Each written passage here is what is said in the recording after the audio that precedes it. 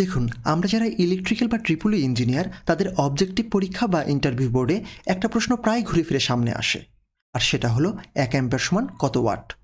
প্রশ্নটা খুব সাধারণ হলেও জব ইন্টারভিউ বোর্ডে মোস্ট কমন একটা প্রশ্ন।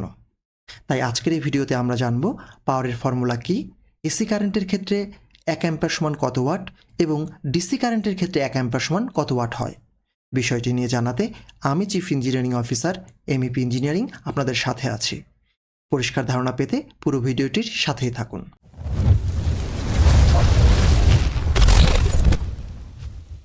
তো প্রথমেই আমাদের কিন্তু এটা জেনে রাখা দরকার যে এই ওয়াটটা হলো পাওয়ারের ইউনিট বা একক। তাই 1 অ্যাম্পিয়ার সমান কত ওয়াট এটা বের করার জন্য প্রথমে আমাদের পাওয়ারের ফর্মুলা জানতে হবে, আর তা হলো ডিসি পাওয়ার সাপ্লাইয়ের ক্ষেত্রে পি ইকাল টু ভিআই, অর্থাৎ পাওয়ার ইকাল টু ভোল্টেজ গুণন কারেন্ট। এসি সিঙ্গেল ফেজ সাপ্লাইয়ের ক্ষেত্রে P equal to VI cos theta, অর্থাৎ পাওয়ার ইকাল টু ভোল্টেজ গুণন কারেন্ট গুণন পাওয়ার ফ্যাক্টরের মান। আর এসি 3 ফেজ পাওয়ার সাপ্লাইয়ের ক্ষেত্রে P equal to √3 VI cos theta, অর্থাৎ পাওয়ার ইকাল টু √3 গুণন ভোল্টেজ গুণন কারেন্ট গুণন পাওয়ার ফ্যাক্টরের মান।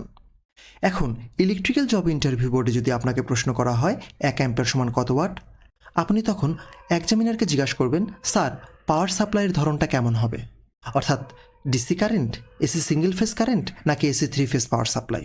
তখন তিনি বলতে পারেন ডিসি 6 ভোল্ট, 12 ভোল্ট অথবা 24 ভোল্ট, আর এসি কারেন্ট হলে বলতে পারে এসি সিঙ্গেল ফেজ অথবা এসি 3 ফেজ পাওয়ার সাপ্লাই।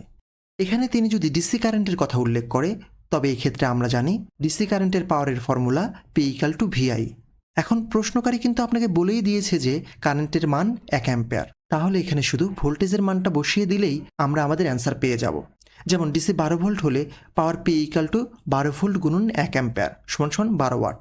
সুতরাং অ্যান্সার হবে ডিসি 12 ভোল্টের ক্ষেত্রে 1 অ্যাম্পিয়ার সমান 12 ওয়াট। একইভাবে ডিসি 24 ভোল্ট হলে 1 অ্যাম্পিয়ার সমান 24 ওয়াট হবে। আবার এক্সামিনার যদি এসি সিঙ্গেল ফেজের কথা উল্লেখ করে তাহলে ফর্মুলা হলো P equal to VI cos theta, বা পাওয়ার ইকাল টু ভোল্টেজ গুণন কারেন্ট গুণন পাওয়ার ফ্যাক্টর। এখানে এসি সিঙ্গেল ফেজ মানে 220 ভোল্ট, কারেন্টের মান বলা হয়েছে 1 অ্যাম্পিয়ার, আর কস থিটা বা পাওয়ার ফ্যাক্টরের মান 0.90 হলে আমরা পাবো পি ইকাল টু 220 ভোল্ট গুণন 1 অ্যাম্পিয়ার গুণন 0.90, অর্থাৎ পাওয়ার ইকাল টু 198 ওয়াট। তাহলে এসি সিঙ্গেল ফেজ কারেন্টের ক্ষেত্রে অ্যান্সার হবে 1 অ্যাম্পিয়ার সমান 198 ওয়াট। আর যদি প্রশ্নকারী ডিসি কারেন্ট বা এসি সিঙ্গেল ফেজ কারেন্ট কোনোটার কথাই না জিজ্ঞাসা করে এসি 3 ফেজের ক্ষেত্রে 1 অ্যাম্পিয়ার সমান কত ওয়াট হবে এটা জানতে চায়, তাহলে 3 ফেজ কারেন্টের ক্ষেত্রে আমরা জানি P equal to √3 VI cos theta, বা পাওয়ার ইকাল টু √3 গুণন ভোল্টেজ গুণন কারেন্ট গুণন পাওয়ার ফ্যাক্টর। এখানে 3 ফেজ মানে 440 ভোল্ট, কারেন্ট বলা হয়েছে 1 অ্যাম্পিয়ার, √3 এর মান 1.732 এবং কস থিটা বা পাওয়ার ফ্যাক্টর সমান 0.90 হলে আমরা পাই পি ইকাল টু 1.732 ইন্টু 440 গুণন 1 গুণন 0.90 সমান 686 ওয়াট। অতএব 3 ফেজ লাইনের ক্ষেত্রে 1 অ্যাম্পিয়ার সমান 686 ওয়াট।